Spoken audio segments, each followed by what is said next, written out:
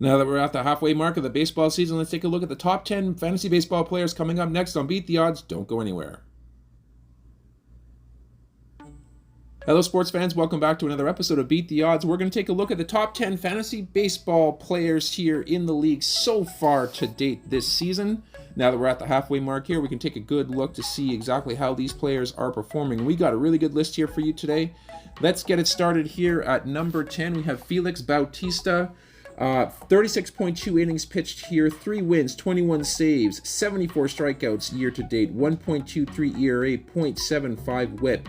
To appreciate how good a first half Bautista has had, picture prime Nolan Ryan as a closer, or better yet, probably more accurately, picture Josh Hader's 2021 season, and even that, Bautista's K rate of 18.15 is still another level ahead of Hader's 15.64 for that season. Bautista's just having an otherworldly season so far.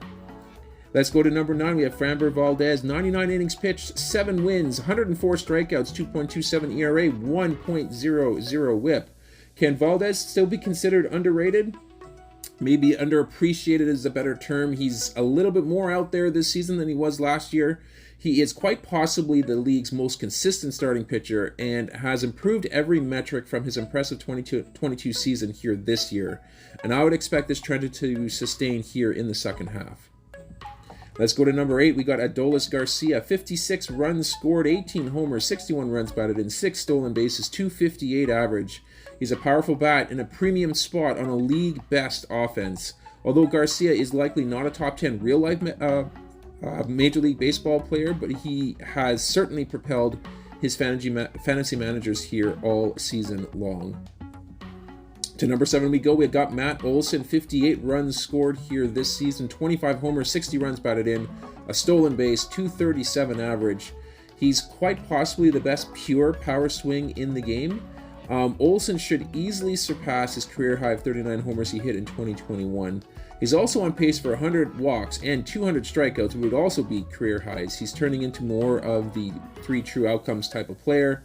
We can ignore the strikeouts, though, as long as Atlanta continues to plug him in the middle of that lineup. To number 6 we go. Shane McClanahan. 93 innings pitched here, 11 wins, 100 strikeouts, 2.23 ERA, 1.12 whip. McClanahan's walk rate is the highest of his career, and his K rate is down from last season, and yet he is still the top pitcher on the board here in the Major League Baseball, or for this Major League Baseball season. He's just that good. And he pitches enough innings to pick up a bunch of wins on a league-leading Rays team.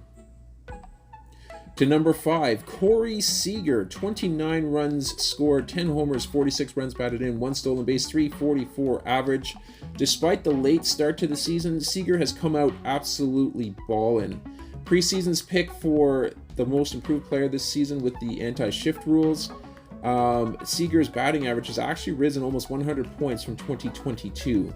Now, Bo Bichette was the favorite pick for All-Star Game starter here this season.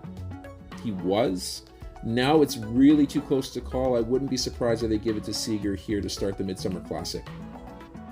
To number 4, we have Corbin Carrillo, 59 runs scored, 16 homers, 41 runs batted in, 23 stolen bases, 290 average.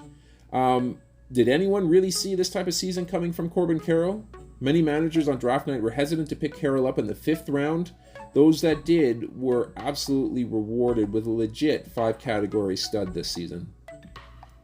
Let's go to number 3. We have Freddie Freeman, 64 runs scored here this season, 14 homers, 48 runs batted in, 10 stolen bases, 317 average.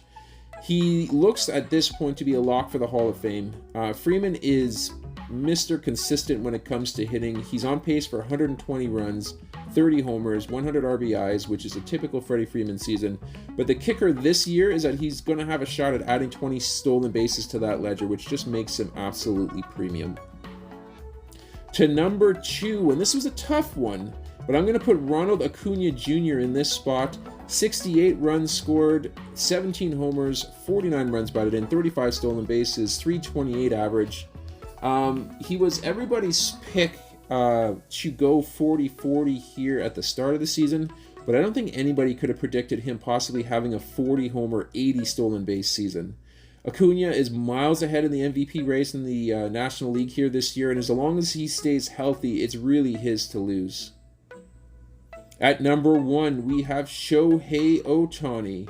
53 runs scored, 26 homers, 62 runs batted in, 11 stolen bases, 297 average, and 89 innings pitched, 6 wins, 117 strikeouts, 3.13 ERA, 1.04 whip.